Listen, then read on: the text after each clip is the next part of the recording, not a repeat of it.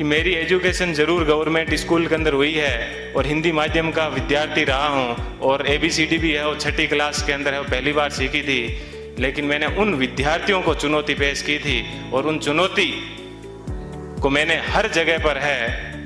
उसको प्रमाणित भी किया है। मैंने मेरे जीवन की जो सबसे पहले शुरुआत की थी वो पटवारी से की थी। सबसे पहले मैं है वो पटवारी लगा था, उसके बाद में है वो ग्राम सेवक लगा था, उसके बाद में 3rd ग्रेड टीचर था, उसके बाद में 2nd ग्रेड टीचर था, फिर असिस्टेंट जेलर में RPSC टॉप की थी, फिर है वो स्कूल लेक्चरर था, फिर इसी स्कूल के अंदर जिस स्कूल के अंदर आज मैं आपसे मुखातिब हो रहा हूँ, इसी स्कूल के अंदर मैंने एक एग्ज़ाम दिया था असिस्टेंट कमांडेंट का, उसमें मैं है वो सिलेक्ट हुआ था और उसके बाद में कॉलेज लेक्चरर भी मैं है वो रहा था और फिर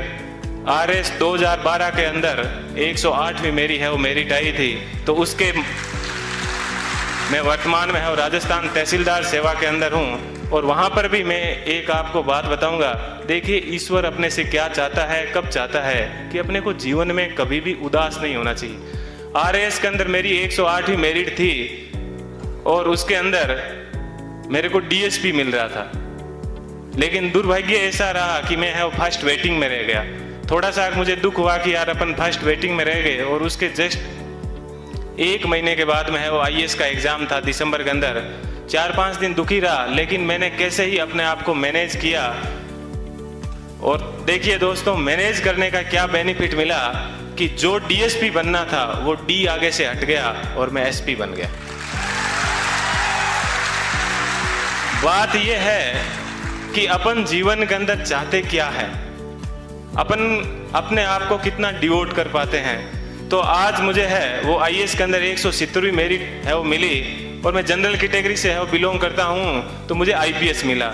मैं यहाँ पर रुका नहीं हूँ, मैं वापस तैयारी कर रहा हूँ और इस बार मुझे आशा है कि हिंदी माध्यम के अंदर IAS में किसी की अभी तक फर्स्ट मेरिट नहीं आई है और मेरी ये पूरी की तमन्ना है कि कम से कम मैं यहाँ उस स्थान तक है वो पहुँचूँ। कि